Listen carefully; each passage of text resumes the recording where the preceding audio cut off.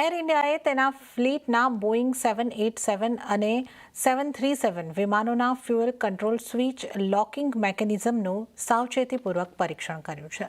Fuel control switch હાલમાં air India crash તપાસનું મુખ્ય કેન્દ્ર છે. તેથી આ પગલું અત્યંત મહત્વપૂર્ણ માનવામાં આવી રહ્યું છે. આના ઉપર વધુ વિગતો લઈએ સહયોગી કરણને ગાંધી પાસેથી. કરણ, એર ઇન્ડિયાએ તપાસને લઈને શું સમાચાર છે?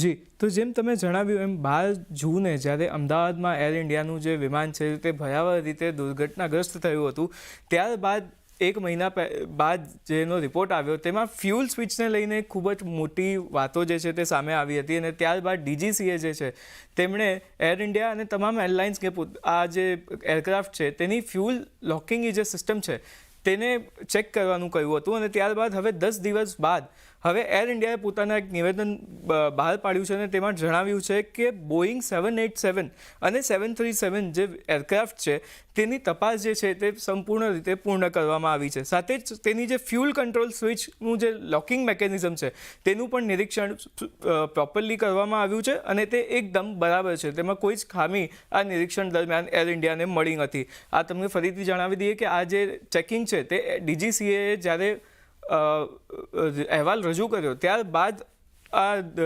ચેકિંગનો નિર્ણય લેવામાં આવ્યો હતો. એર ઇન્ડિયાએ 12 જુલાઈથી જ આ તપાસ, જ્યારે આ રિપોર્ટ આવ્યો, પ્રાથમિક રિપોર્ટ આવ્યો ત્યારથી જ આ તપાસ શરૂ કરી દીધી હતી અને લગભગ 10 દિવસની અંદર આ તપાસ પૂરી કરી છે.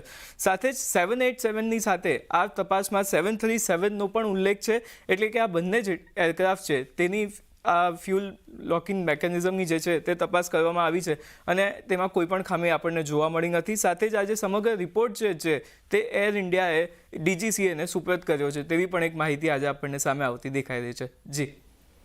જી કરણ,